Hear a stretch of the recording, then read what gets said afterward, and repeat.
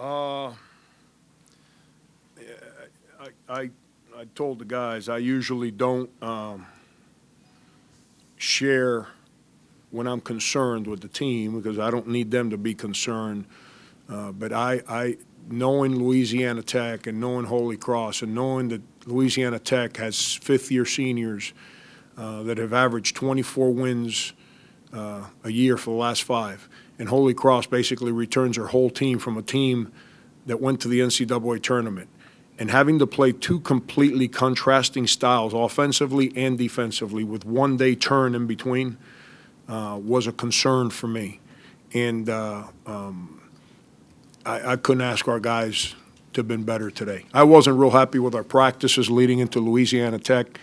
I thought our guys yesterday were really, really in tune with what we were trying to do. Give them credit. They caught us on a couple back cuts, but you know what? That's what they do. So they're going to get a back cut.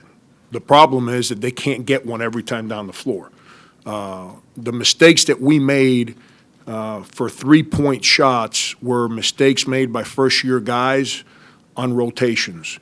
And that was my concern, that with one day of practice, because they put five guys in different spots every time. So it's not like it's always the two guard that's going to shoot from the corner. It can be their center. It can be their power forward. It can be their point guard. They're so interchangeable, and we had guys guarding shooters in the corner whenever they tried to dribble drive us that haven't had as many repetitions because they're in their first year, and we gave up threes. But as the game settled down, I think changing our defenses really helped us and kind of kept them out of rhythm.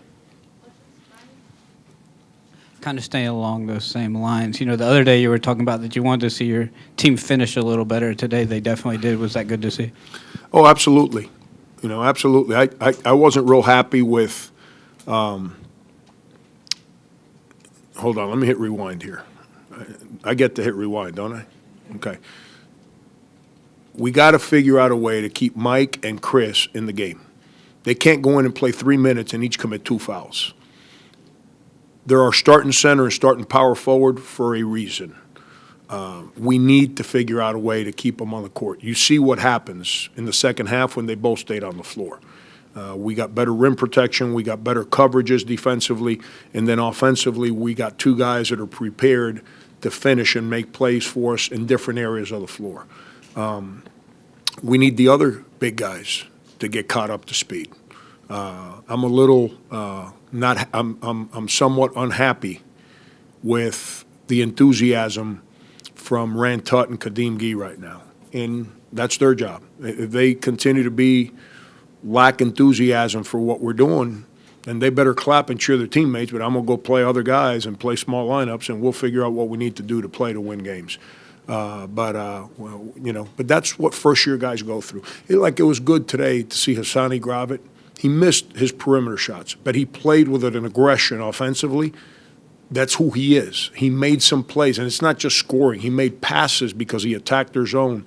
It helps our team. You saw Raw Felder provide a personality to our team that we really don't have a whole lot of. He doesn't shut up when he's on the court. You know, and that's a huge necessity on this basketball team. So we got some nice parts. I'm real happy with our guys. And you know, but now, what is it, Tuesday? We got a hard one. I thought today was going to be hard. I thought La Tech was hard. Tuesday we got another hard one. But, you know, and we got one-day turn, and we got to make sure we play well.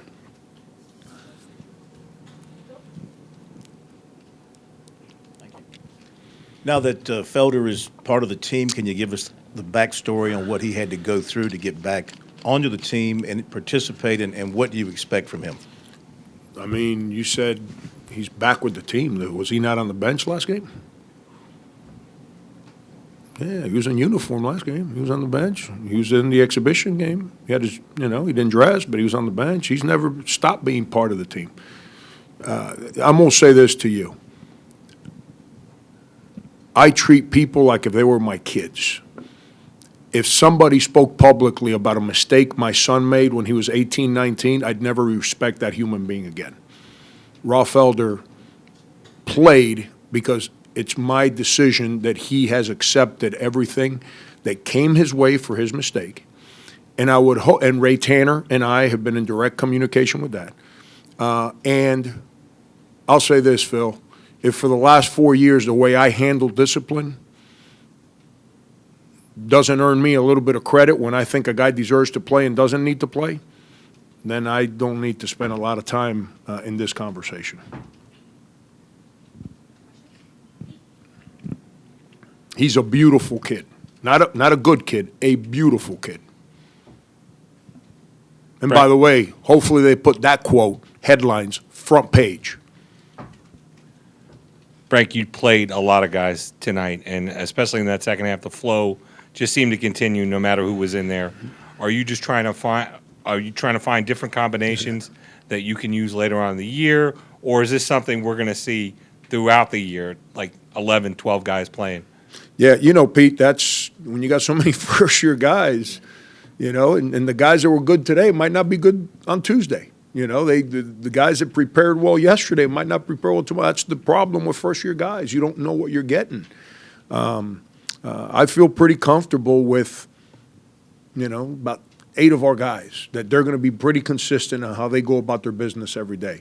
The rest of those guys, they have to continue to grow, to be consistent, and I have to figure out a way to utilize them better.